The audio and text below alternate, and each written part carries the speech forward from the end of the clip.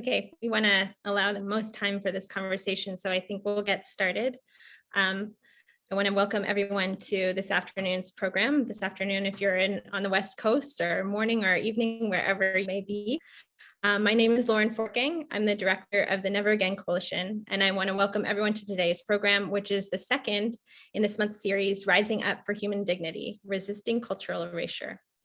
Joining us in hosting this series are quite a number of partners, including the Oregon Historical Society, Oregon Jewish Museum and Center for Holocaust Education, Portland State University's Holocaust and Genocide Studies Project, World Oregon, The Immigrant Story, Japanese American Museum of Oregon, Portland Chinatown Museum, Five Oaks Museum, Native Arts and Cultures Foundation, Kol Shalom Community for Humanistic Judaism, Unitarian Universalist Service Committee, U.S. Campaign for Burma, Never Again Coalition, and with the support of Rabbi Eve Posen. This year, for Genocide Awareness and Prevention Month, we wanted to look at an aspect of genocide that isn't always discussed. Often when people think of genocide, they think of the killing of a group of people, but there are other ways to attempt to erase a community. One of those ways is through the destruction of a community's culture. The purpose of this series is to examine attempts at cultural erasure and the ways that communities have resisted and continue to resist these attempts. As we think about the number of attempts of cultural erasure throughout history, we know that we must start by acknowledging that we are guests on the stolen land we stand on. We pay respect and honor the work of Indigenous nations, leaders and families, and their knowledge, creativity, resilience, and resistance in the face of attempted erasure. We also acknowledge the systemic policies of genocide, relocation, and assimilation that continue to impact Indigenous communities today, and know that fighting against these policies and unacceptable behaviors requires occupiers of this land, including ourselves, to listen and amplify Indigenous voices while acknowledging our complicity in the harm these histories cause. We hope that this series will spark conversations and further learning that will lead to informed action, and that will play a role in fostering a culture of respect, truth, and accountability in our communities, one that encourages cultures to not just survive, but to thrive. So for today's conversation, we are talking about Rohingya stories of hope. As many of you have heard, the Rohingya of Burma have been called the most persecuted community on the globe. For decades, the Burmese military has sustained a genocidal campaign aimed at erasing the Rohingya through any means possible, including the stripping of rights, education, worship, livelihood, citizenship, and more. In the face of this relentless campaign, the Rohingya within Burma and throughout the world have persevered. And as we'll hear about today, Rohingya refugees in Bangladesh are doing incredible work to restore culture despite the obstacles and struggles the community faces. We're very excited to have three people with us today who bring extensive experience on this subject. And without further ado, I'd like to introduce the three of them and get the conversation started. Yasmin Ullah is a Rohingya social justice activist born in northern Rakhine state of Myanmar. She fled to Thailand at a young age with her family and remained a refugee in Thailand until 2011. She currently serves as a board member of ASEAN Steering Committee of the Bridges Project, which helps train and connect young people across Myanmar. She has worked on various projects, including the anthology, I Am a Rohingya, where she published her poetry along with other Rohingya poets from around the world. In 2021, she was named on the Feminist 100.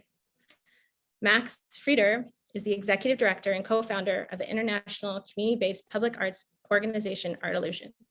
He's a graduate of the Rhode Island School of Design and received his master's in community arts from Columbia University. Max is a transdisciplinary artist, sculptor, puppeteer, teacher, and facilitates collaborative mural programs that address critical local issues with children, youth, and families. His projects have taken him to over 26 countries, including planting the seeds for the first ongoing public arts program for Rohingya artists in Kutupalong refugee camp in Bangladesh on the border with Myanmar. And moderating today's conversation is Rohingya Begum, a London-based artist, consultant, and activist. Rohingya is the co-founder of international human rights organization and grassroots movement, Restless Beings, dedicated to supporting the world's most marginalized communities since 2007.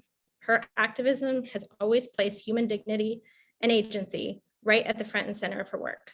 She's also the co-founder of Route 25, London Coffee House, arts and community space, and micro shop micro bookshop, where everything you eat, drink, and buy goes right back to charity. Yasmin, Max, and Rahima, welcome. And really, I have to say, I'm really looking forward to this conversation. Thank you.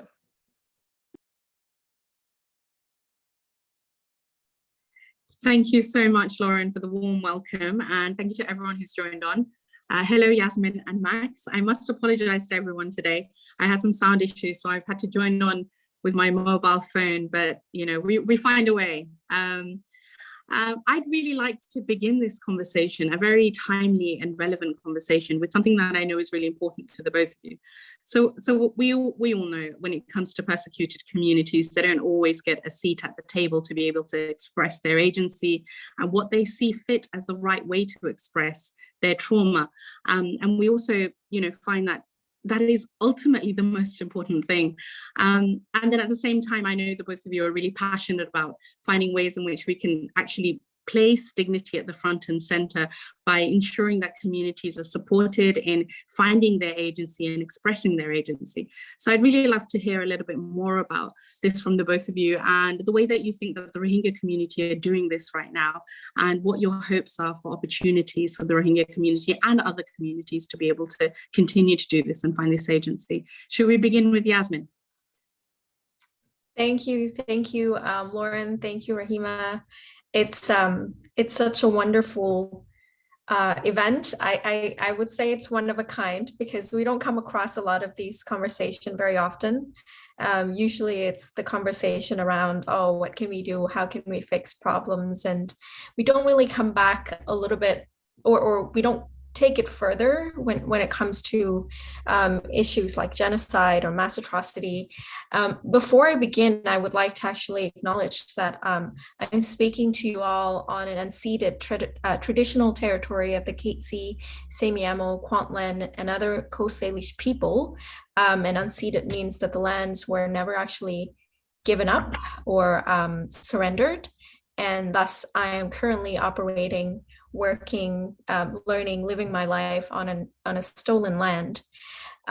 With that somber, realization, I think when it comes to Rohingya issues, and you put it so eloquently, Rahima, it's incredibly important to actually acknowledge that the survival of the Rohingya community has not come about because there was so much aid or so much international support.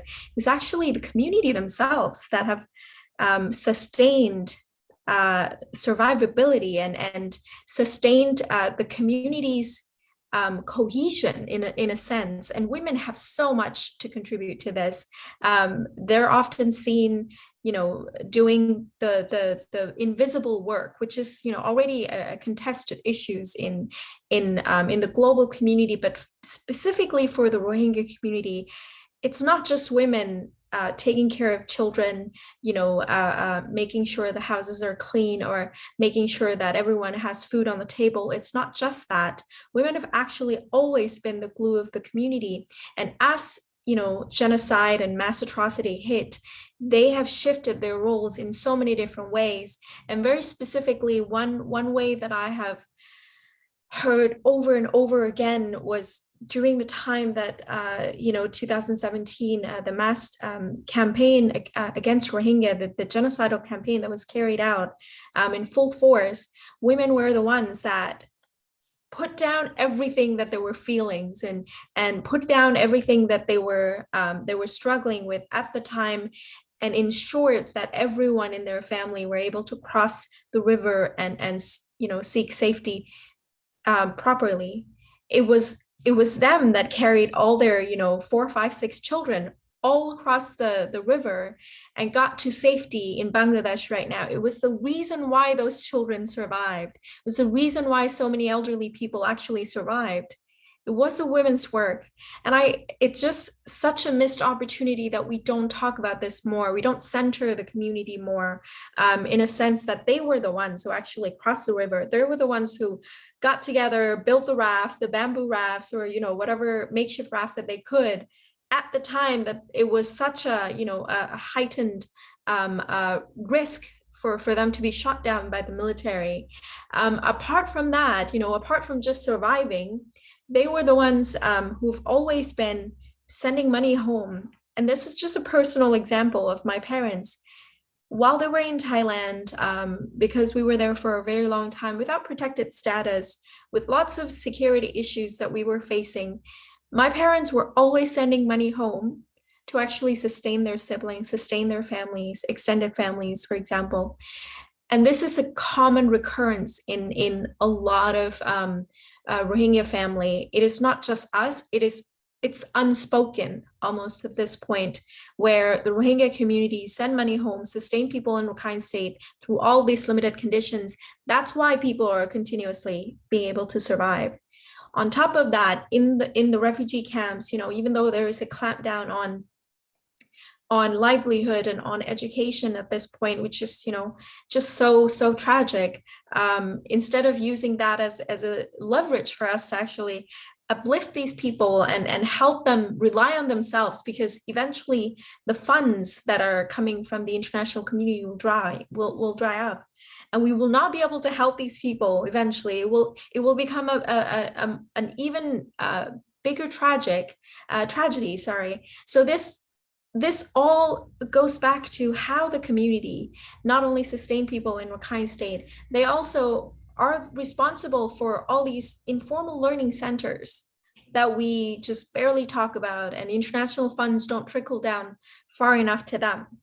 But they've been able to stretch the dollars so thin, they get like $200 and they run with it. It's so sad that I just feel awful when I hear so much stories on the ground that they just wish that they have a little bit more, just a tiny bit more. They're not wishing for anything ambitious. They just want to be able to stretch the dollar so far that it encompasses the entire community. And I don't think that that's the mandate that is set out for a lot of INGOs. Unfortunately, like, our community knows that if we don't do it, no one else will. But it's this competing interest and competing almost clashing plans or goals that there is on the ground. And I hope that as we go on having these conversations, there would be a changes of heart, that people will actually spend more time learning on how Rohingya community have been able to sustain themselves for this long, and how much more they would need in order to actually just uplift themselves enough so they can become self-reliant eventually and will no longer require aid. Thank you.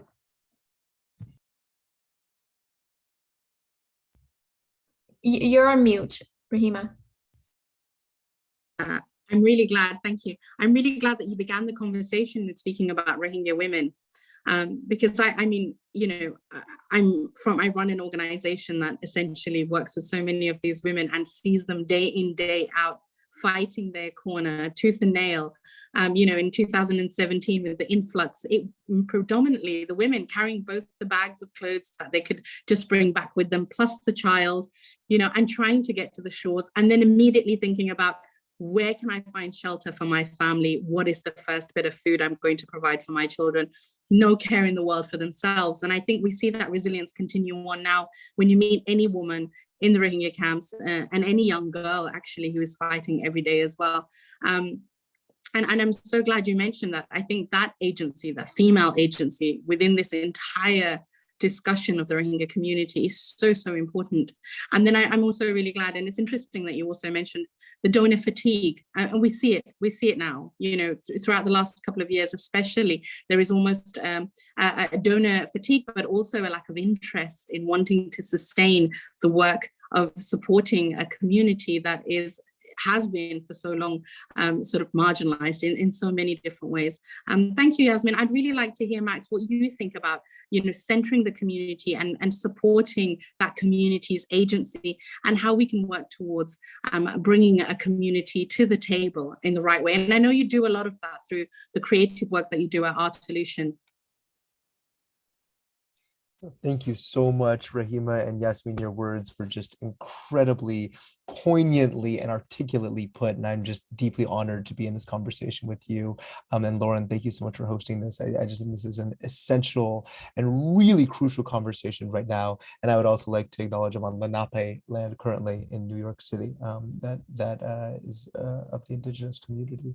And so one of the questions that you asked, I think it's just so important, is about agency. And before I say anything, I would say I'm here representing our team of Rohingya refugee artists, and that really, this is all about them. This is about Anwara and Dildar and Muhammad Noor and Muhammad Amin, and about all of our team. This is about them much more than me, and that I view myself only to be as a catalyst to try to convey some of the messages that they really are the true sages to be learning from. And so to give a little bit of background to answer that excellent question about agency, is that, you know, what we do is really founded on being able to work with a team of local artists all over the world. Actually, we have teams in 5 different regions and 5 different continents, working in Uganda with the South Sudanese community, with the Syrian refugees, in Jordan, as well as in Lebanon, as well as with the Colombia community, with IDPs and with folks coming from Venezuela. But we're going to focus on our team in the Rohingya camps. And, you know, what's been so incredible is that the resilience, both that they've shown, but that they've been able to kind of reclaim this incredible cultural identity that in many ways they weren't allowed to explore when they were in Myanmar. And you know, one of the things of the stories that we've heard, and it's been so, and I think Yasmin hit the nail on the head, is that the female artists that we've worked with, these incredibly strong women, have been some of the most inspiring and strong and innovative minds in the work that we're doing. And I think maybe the best thing that I can say as far as that agency is maybe relaying a specific story. And so I would love to talk about one of our specific women, who, her name is Dildar Begum. And Dildar is a remarkable human. And I had the chance to meet her when I was working in the Kutupalong and Balukali camps. And to share the story, it's almost exactly the story that you just told, which is one of the reasons it almost sent shivers down my spine hearing the way you described it, Yasmin, is that, you know, her story is that she had, she was living in Rakhine State. She was living outside of Butidong in Mongdao.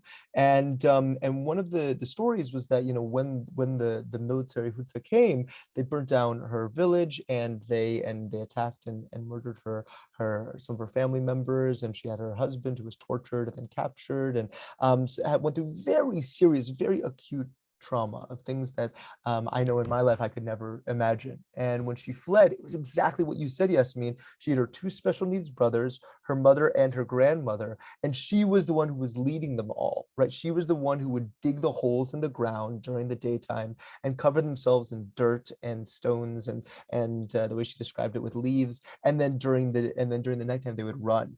And when they ran, they got to the Naf River, and exactly as you said, Yasmin, she was the one who led how to be able to weave a raft to be able to get across with the reeds of bamboo. And when she got across the river with her family, she was looking for a place to live, and she ended up finding a very small hut that was able to be constructed in Lambashia. And when she was there, she actually had what we call shock-based mutism. She didn't speak for over 9 months because of the experiences that she had and not being able to be in contact with her husband and with her family. And she came in and ended up working in a program that we had started. So we started a program initially. I was there right in 2017 when the influx was happening. And initially I said, okay, we need to find artists. Like, artists need to be the beacons of truth. Like, there are artists in every community in the entire world. We need to find artists who are able to work with the children and the communities there. And I was looking initially, I was there with an independent actor and worked with a couple of different organizations. And I was looking, people said there are no artists because artists would get killed in Myanmar. And I said, well, that's not possible. There are artists in every single culture in the entire world. And people said there are no artists. So I literally started knocking on every single door that I could possibly find. And what I was asking for was artists. And what I really should have been asking for were craftspeople or seamstresses or people. There's such a rich tradition of cultural and the arts in the Rohingya community, but they never necessarily called it art. That doesn't mean it wasn't art, but they didn't call it art. And I was looking for artists. And eventually we found Muhammad Noor and Muhammad Hassan. And they said, we're not really sure if we're artists, but we always loved making art. And Muhammad Noor specifically said, I used to make art. My mother said I was not allowed to make art because she was afraid that the government would find me and that I could be killed for this. So he actually found little pieces of charcoal from the fire and would make drawings on scraps of trash and bury them in the ground so that nobody could find it. And through these two artists, we ended up being able to find another two men. I said, okay, we need to find female artists. Like, we need an equal number of female and male artists. And they said, well, there are no female artists. I said, I don't believe that. Look and you will find. And after 3 months of looking, they found our first 4 female artists: Hasina, Rishmi, Rifa, and Anwara. And what was amazing was that then they started working in different communities, and we were able to set up different programs of doing large-scale mural programs that are all interactive, where all the stories of the community come together to be able to tell their stories in the public sphere. And this is when Dildar comes in. So we were doing a program in one of the women-friendly spaces, working with women who've survived violence, who've been survivors of different types of sexual abuse. And she was there and was silent, right? And then she started painting with us, and she spoke for the first time when she was painting with us.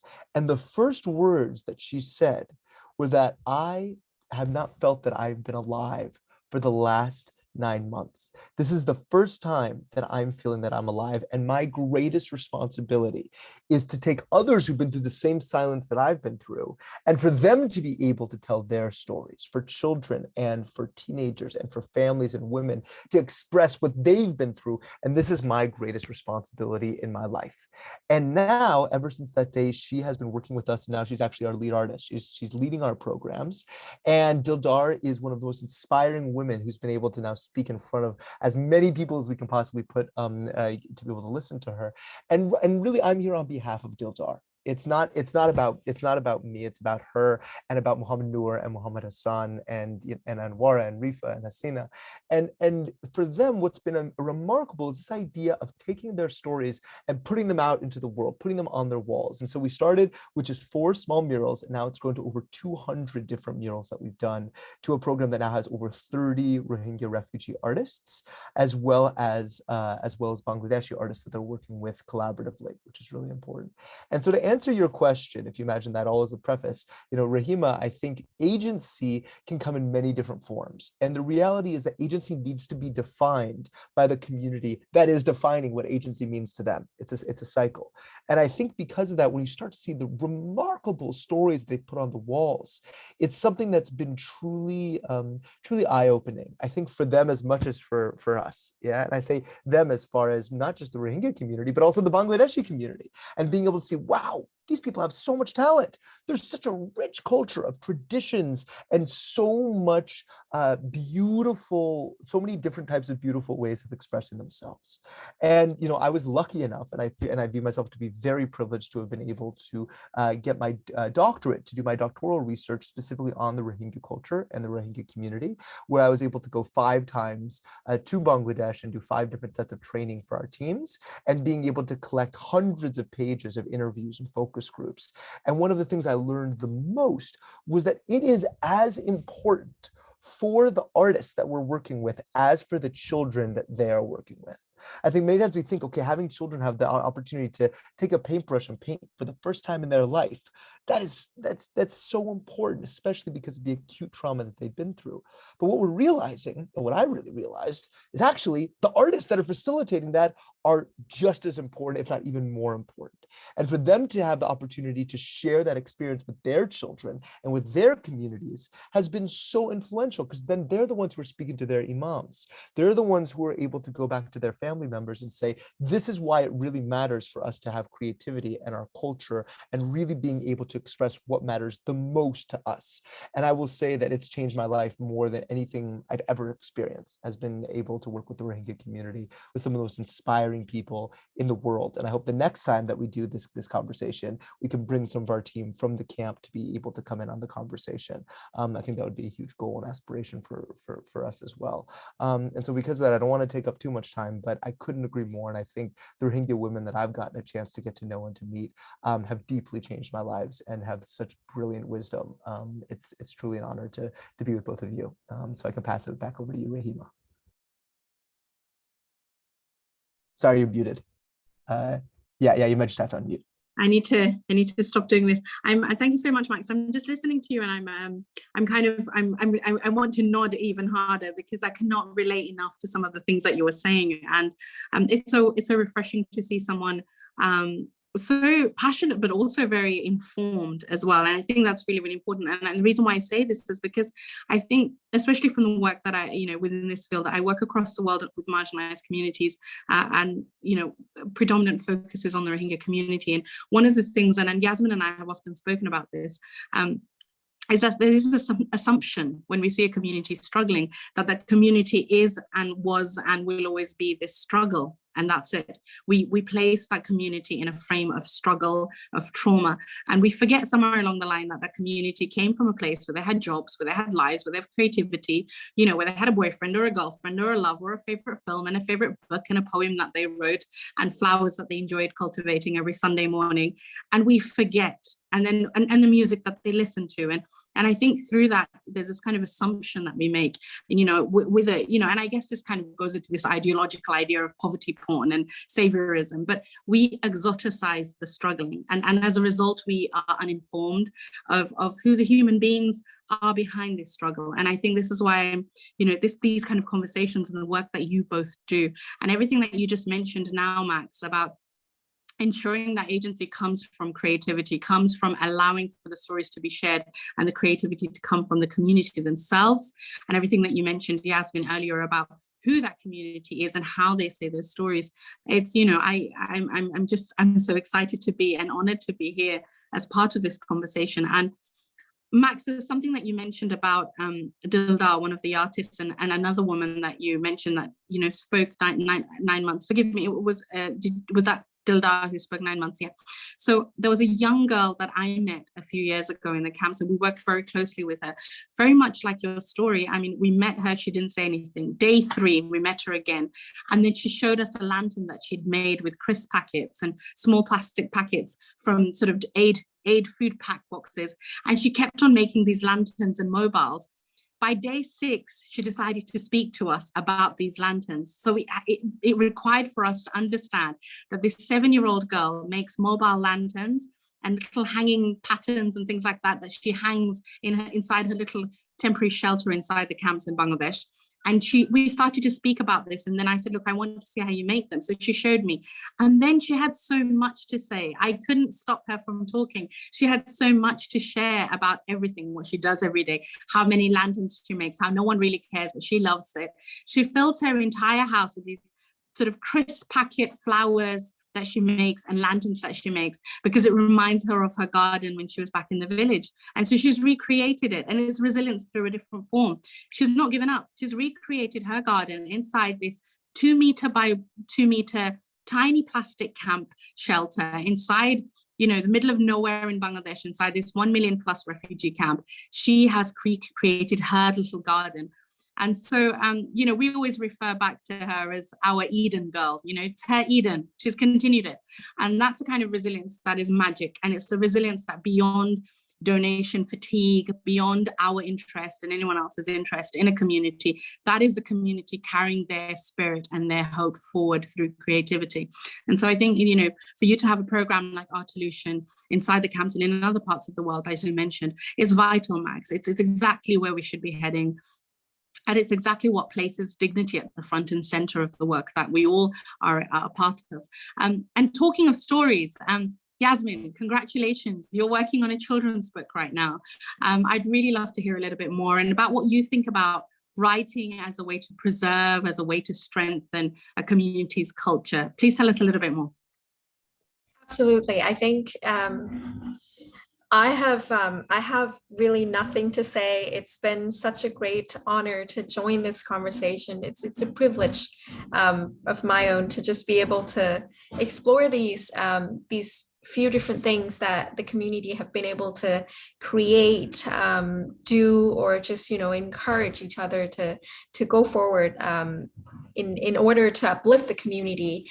And one of the ways that I tried to attempt, basically to process my own trauma in a way, or my own yearning for home, or my own, basically trying to rationalize some of the experience that we have, family separation, land laws, all of this stuff. I tried doing it through poetry, and I never really thought one day I would actually get anyone to be interested in it, for it to be published. But then eventually we, through enough partners and people who are really interested in helping Rohingya in this sense, to uplift us morally and through literature, where we're able to actually get so many more poetry done, and that was through the camps, which I think when it comes to solidifying and consolidating groups of people who are separated in so many different parts of the world, art is one way to actually do that. And a very, very important way to do that. I've been so happy to be able to read some of these poems, and a lot of them really remind me of what we take pride in. Often, as you said, a lot of the narratives around Rohingya is just about struggling, suffering, and often Rohingya ourselves have had to basically explore and navigate this world that just isn't interested in us talking about anything else apart from our struggle. And therefore we kind of morphed ourselves into fitting this narrative, this very, very limited label of refugees, of limited sense of resilience, that, oh yeah, you survived, amazing, that's it. That's all that we want to hear from you. But in truth, we have had long traditions of so much, weaving culture, of embroidery, of so many different textiles, of fishing, farming. And if you're not smart enough to farm, you won't actually see results or be able to harvest your own hard work. So all of these are cultivation that of skills that have taken so long of a time to perfect, but then it's undermined, it's diminished when we don't talk about them in a more holistic light. And so I wanted to share with you the covers of the books, and I'll share with you the website that you can go on, and in the near future you'll be able to actually pre-order them, but at this point not yet. But you can actually save the link for the publishing company. We worked with Asia Foundation and Cuba Books, and they've actually kindly leave it to us to actually explore this artistic freedom. And we were able to create 4 stories. So these 2 stories are from Rohingya artists, Rohingya authors. One on the right, Hafsa and the Magical Ring, is mine, and one on the left, The White Elephant, is by my colleague Mayu Ali, who's also a poet. Both of us have had a really great honor to work with Cuba's books, and basically crafted these stories. One about my story, very specifically, you can see a little bit of the weaving of mats and containers. This is a very huge part of Rohingya community in terms of our traditions. This weaving culture actually happens every 3 months, because a lot of these natural materials actually disintegrate. And so it becomes not just a thing where families do for themselves, and screw pine as a natural resource, as sort of like weed that exists everywhere in abundance in Rakhine State, but it's the family gathering, but it brings the entire neighborhood together. People sit, talk, eat, drink. Children listen to their grandmothers and elderly people talk and share stories, and share very specifically something called kissa, which is like a very specific, unique folklore that exists within our community. And they pass on the wisdom within those kissa, within those stories, onto the younger generations. And these younger generations, they may not be able to, because they're so young, they may not be able to weave right away, but they're sitting there with their entire neighbors coming to help them, and they are having fun running around. the materials, and they're made into toys, rings, watches. So that was my my attempt to basically connect back to my own roots as well, because initially I didn't know about this or have the knowledge or understand this to this extent, that this was actually a communal thing. And one thing that I really want to emphasize, and if you take nothing from whatever we're talking about, and my hope for you to understand is, one thing I would love for you to take away is that Rohingya community is a collectivist society. We are very much about uplifting each other, and it's not about individual survival. That is important. When we want to survive, we want the entire communities to survive. That has been not just the hospitality, not just the you know, the morality that we have, but it has always been how the community has been able to survive. We would not be able to survive this long if it had not been for this collectivist ideals.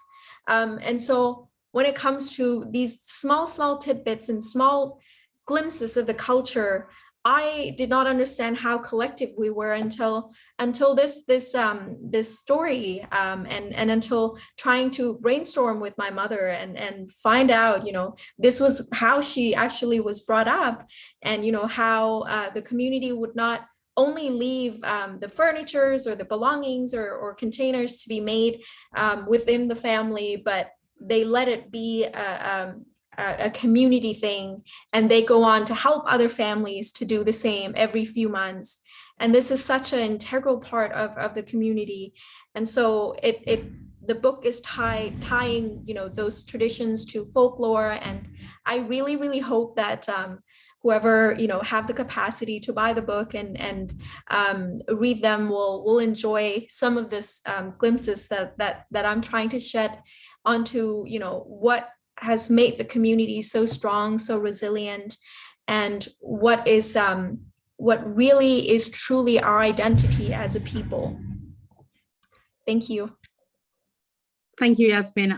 I'm so excited to read this book, and I love that you have a white elephant, a strong symbol of strength as well, featured in the book, and the illustrations look incredible. And I am really glad that you mentioned kissa and just the idea of storytelling in sort of a communal space.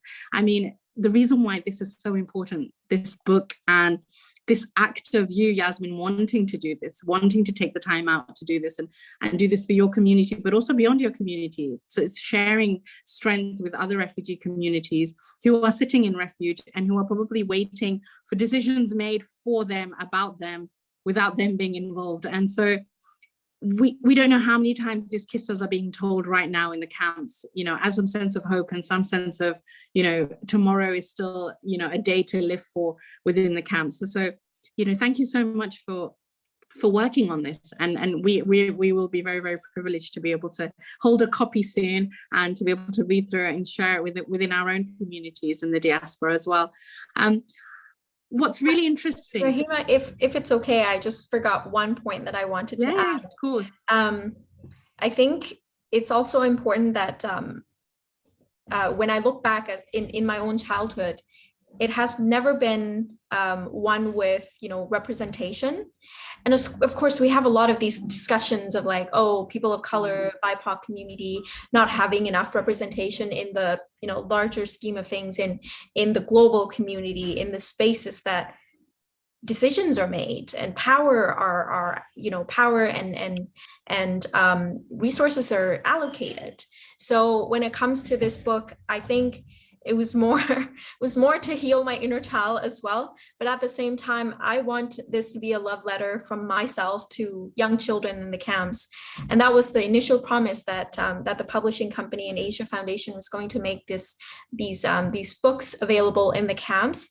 I hope those children actually get to see themselves represented and their culture, and that they wouldn't have to grow up like myself hating on the identity that we hold, and really understand and enjoy the you know, the sense of community that we have, and take such pride in it.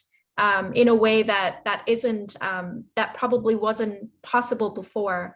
And really, I think that pride, that sense of collectivism pride, will take them very, very far in their negotiation for agency, for them to be able to exercise their autonomy and create spaces for their own community and negotiate what they need, what they want, and implement it. Thank you.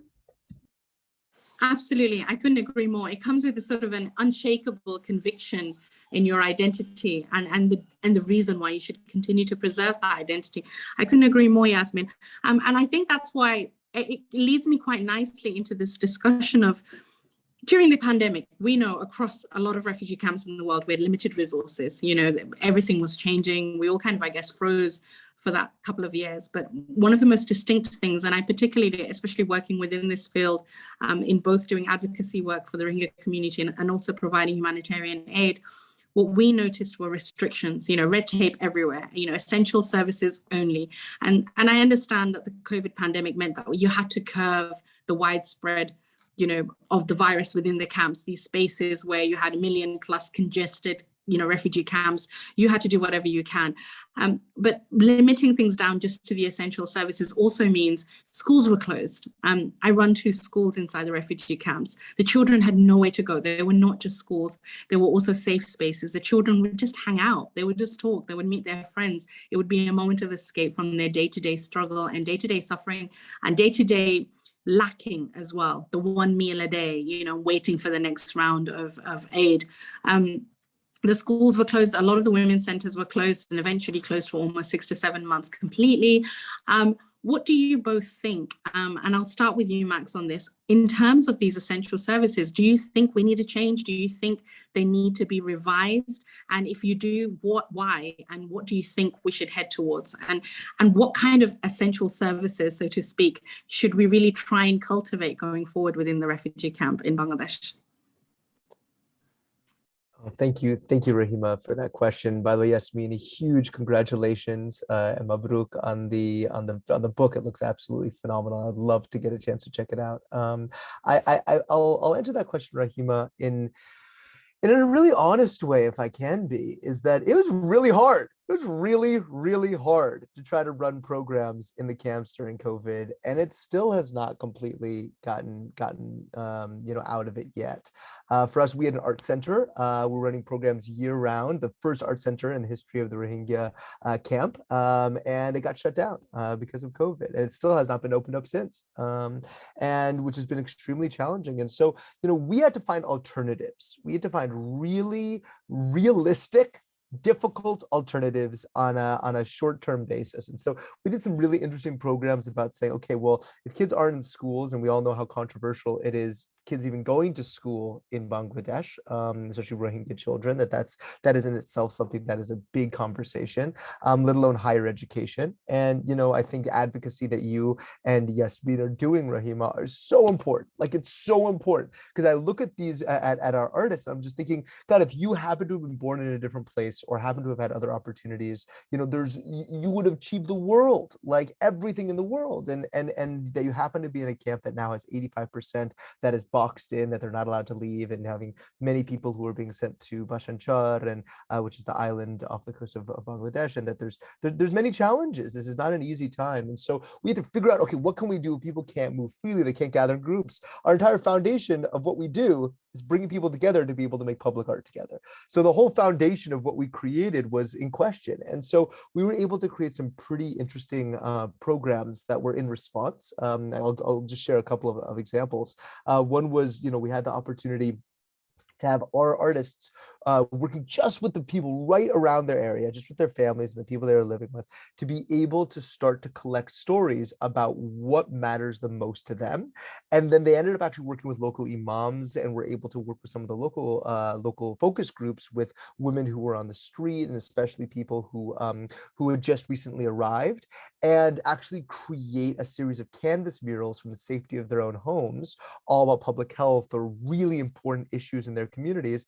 And then we actually ended up gluing them up to walls. And so we ended up having all these murals that we created. It was with UNICEF that then we were able to put up that were created in the safety of their homes. And so we had over a dozen pieces that were created, which was a really interesting response. There was another response that we created where it was actually working, being able to do focus groups for asking what matters most for learning to play. And what was so interesting is they were able to create 283 different illustrations that were all about how to bring what would normally be in the informal learning centers and be able to actually bring it into the home.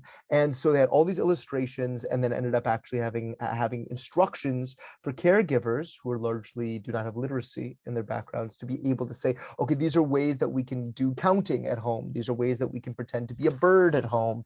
Things of trying to say early childhood, especially that age of kind of 3 to 8, how can we bring learning into the home? I think that's really essential as well. And we did a whole range of digital training programs for artists to learn different skills and different types of design and education. But to answer your question, what are we going to do in this era? I think there's a couple of answers. One, there has to be a very strong advocacy block for children to have the right to learn no matter what. That is so important. And especially that advocacy needs to be coming from within the Rohingya community, and it also needs to come from the Bangladeshi community to their own government.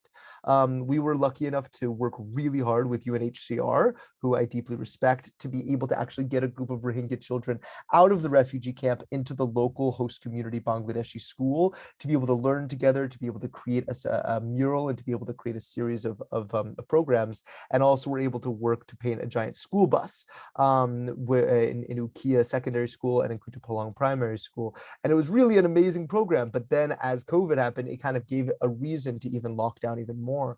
And so I think that there needs to be advocacy coming. And especially if I look at you, Rahima and Yasmin, I mean, there's nobody stronger than you to be able to advocate, because I feel that you can be a bridge, right? Can be these bridge builders between the different worlds that need to be advocated for, like the government of Canada or the government of the UK, to say, we need to find ways to be able to put pressure to make sure children always have a right to learn no matter what. And I think that's really, really important. I think keeping language is really important as well. I think that's essential. And I think also if I look at like the Tarana traditions of music, like for us, we have some incredible musicians that work with us named Bashir Ullah and Nobi Hussein. And what's been amazing, Bashir Ullah had this unbelievable story. And I think this is a testament to what we're talking about, where he unfortunately had a horrible experience of being tortured, and amazing was able to get out and still has severe back pain and a lot of ongoing pain. And he said, and he went to the doctor and said, well, what am I going to do? Like, I don't feel okay and I have my family to provide for. And she said, you need to find ways to make yourself happy. That's what matters the most. And what was so interesting is he has this quote, and I can actually find it in between our next conversation, where he said, music and art is my medicine. That is what keeps me feeling alive. And if I think about that, for him, he's able to share his experiences then with children. And if he can share it with children, keeping the cultural education alive, and even if there's limitations, which really strongly exist, saying, there are really important ways to make sure that education can flourish, because you can't have an entire population, an entire generation not being able to be educated. And so I think moving forward, when we look at what COVID, to answer your question, when we look at what COVID has done, I think it put a lot of barriers to being able to learn. And I think for those of us who are not in the camp and who have access, like the three of us, how do we advocate in the ways that we can to take people like Dildar and make sure she has the opportunity to support her community in the camp? And I think that's something that both of you have done in such an incredible way, and we're trying to do every day as well. But I think it's now more important than maybe ever before. So I think it's a really important question, Rahima. Thank you, Max. And it's interesting that you mentioned the access to education as well. I have to echo this. I mean, we take it for granted, we receive food packs inside the refugee camps, we'll receive access to possibly some safe water or a place to shower in the morning. But then when the children, a whole generation of children, I mean, it was 60% plus of women and children inside the camps alone, and that's just in Bangladesh. And then we have the Rohingya diaspora who are struggling in Malaysia and other parts of the world, just trying to find their feet and finding some sense of support. It's a whole skipped generation of children that won't be able to fulfill their absolute potential, and they be able to just have a childhood and play and create. And that in itself, it's a grim future. It's an absolute grim future that I think nations across the world should be ashamed of if we don't contribute to try and support in some way. So I'm really, really glad that you touched on that note. Yasmin, what are your thoughts in terms of the essential services and how we need to rethink them? And what do you think they should look like going forward? And I'm sure the three of us will agree in terms of what our vision is for this, but I'd really like to hear this. And especially as you've just finished writing a book as well, and you're working on something that works on creative agency itself. What do you think? I think just to briefly put it, I think art and creative literature or creativity in general are instruments to exercise one agency, right? Without being political, without actually, stepping on anyone's toe. It's just an expression and a way to process our own experiences. And a lot of times they're very, very powerful, not just to, not even to share with the world, not even to tell people what happened, but more so for us to be able to understand our inner self and really be able to process them and set them aside almost, and say to ourselves that it has ended. We're okay now, we're safe. And even though we're faced with a lot of these limitations, we can find ways to move forward.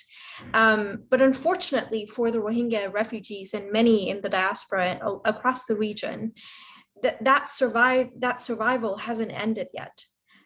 There's constant risk of bad actors complicating their lives, and if food and water are still a question, how could you actually thrive, right?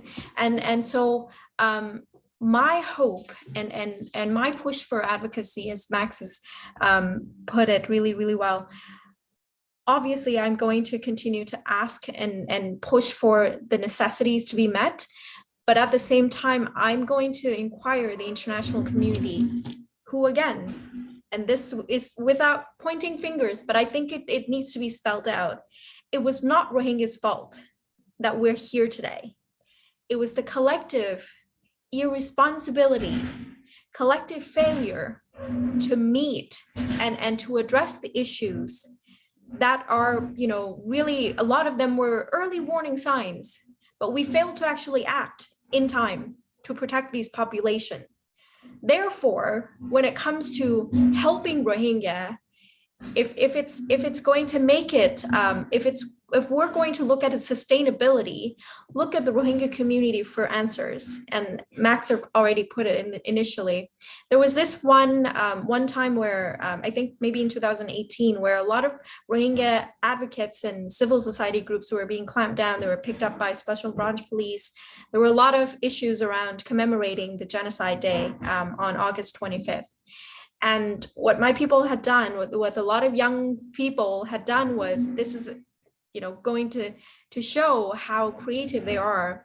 Basically, they strung up these masks, and I probably can share this. It's part of my PowerPoint, but basically they strung up these masks. It was during the pandemic. So they strung up these masks and basically expressed their frustration of not being involved, of being kept outside of these decision-making processes. And they were saying, no consultation, there will be no solution. Let me just show you the picture really, really quickly before I end this. This is what happened. Because they can't really be there in person, they will be arrested, they'll face repercussion. And this is what they had done. Imagine if we actually allow them into the table and allow them to express themselves, allow them to actually help us make decisions in the international community. How much of these creative solutions will we find, right? And we are just, we undermine people through these struggle narratives, as you've mentioned, Rahima, that we almost think that they don't have the ability to provide solutions for themselves. But we have been a community who've survived on our own for a very long time with little help from outside and access to the outside world. So maybe it's time for the international community to really shift their lens and shift their focus from just aid from top down, but really empower people from bottom up. if you really think that you're going to help meet the necessity and help us be able to eat, provide food, provide water, maybe go on to support those grassroots organizations themselves. Pay the people in the camps to create those conditions. Pay them to actually create camps economy. And I assure you, they will keep it going, because that's who we have been all along. And so leaving this, of course, I'm going to continue my advocacy through this lens, holistic lens, and ensure that, accountability is not just, phrased or become confined in this mechanism and mechanical language, but really a holistic, encompassing and really compassionate view of how we can help a community to become more self-reliant on themselves and really no longer need our help in the future. Thank you so much. Thank you, Yasmin, and thank you, Max. It's interesting that you covered so many thoughts that I often have on my mind about what that self-determination looks like and sounds like and feels like. I mean, look, my fellow British engineers would spend about a year trying to get the first, drawings of a bridge done. And my friends in the Rohingya camps have built that bamboo bridge within a month. And so I think that's kind of, speak to the community, be consultative. The community has the solutions. It has the plan. It just needs us to stand in solidarity and kind of, I guess in some ways to shadow those plans. And I've always felt this. And I'm really glad that you also touched on how art is such a tool of resistance through and through. I remember 15 years ago when we started speaking about the Rohingya community in London, no one was interested. No one wanted to, everyone was like, Rohingya, who, where, which part of the world? And it was interesting for us because we saw this as a challenge, as with many communities, to not only break down who the community were, where they were, what they were doing before this crisis, and what this crisis has done, the undoing. We started to hold film screenings and music gigs, just simple music gigs. We wouldn't tell anyone this had anything to do with human rights. People would come down to see their favorite band or a new emerging band, or they'd come down to support their friend, or there's an art event or an exhibition, and they would come down for this. And at the end of each event, we would make everyone stand there for 20 minutes to listen to us. We would shut the door and we would say, guys, we brought you here for this. And we would speak about the Rohingya community, and we would speak about their struggle and how they ended up slowly over the last 22 years finding refuge in Bangladesh, and refuge that wasn't comfortable. It was ugly.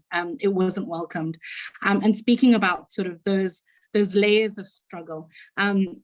And it took those film screenings and music nights and exhibitions to be able to get people to listen in 15 years ago. And we started the work that we did at Restless Beings. And so, I really couldn't resonate enough with both of the work that you're doing. And I'm really glad that this conversation is, I feel, the beginning of so many conversations to come about how we can work towards changing the narrative and changing the ways in which we support, both NGOs, INGOs across the world, and in terms of how the government actually looks at the Rohingya community and rethinks how they want to provide that support as well. So thank you both for allowing me to be here to listen to you both and to get an insight into not only just your work, but also what your vision and hope is for the future.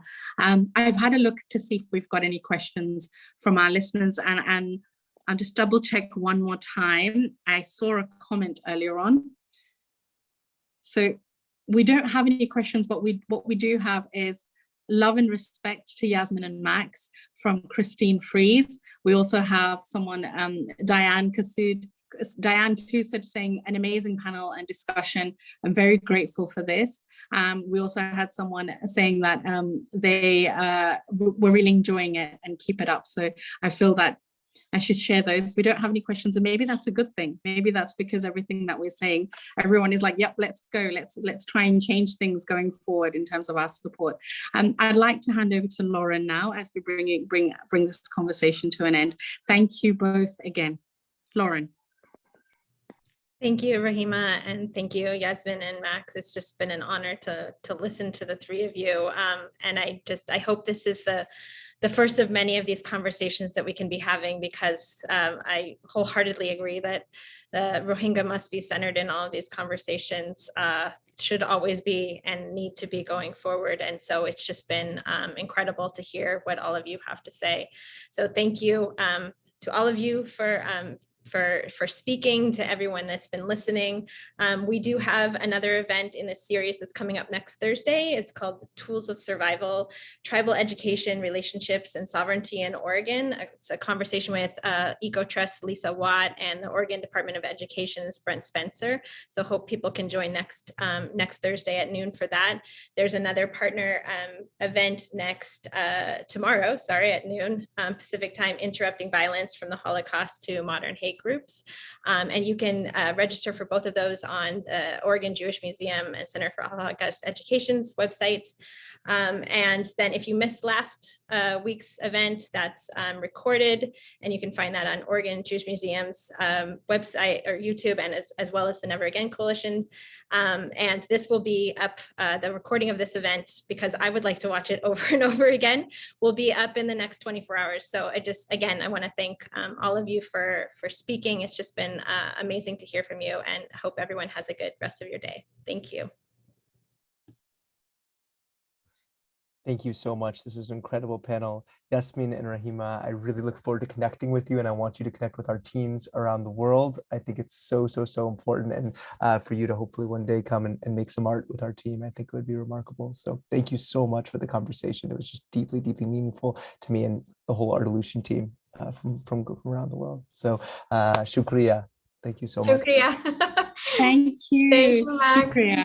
It was an honor. We need to all paint together and Absolutely. rethink this resistance. And Rahima is such a great artist. She hasn't told you guys yet, but she has so many great work. We barely touched on it. So we'll have to have more conversation around this. Thank you so much. Really such an honor. Take care. Take care. Thank you, everyone. So take care. God bless. Bye.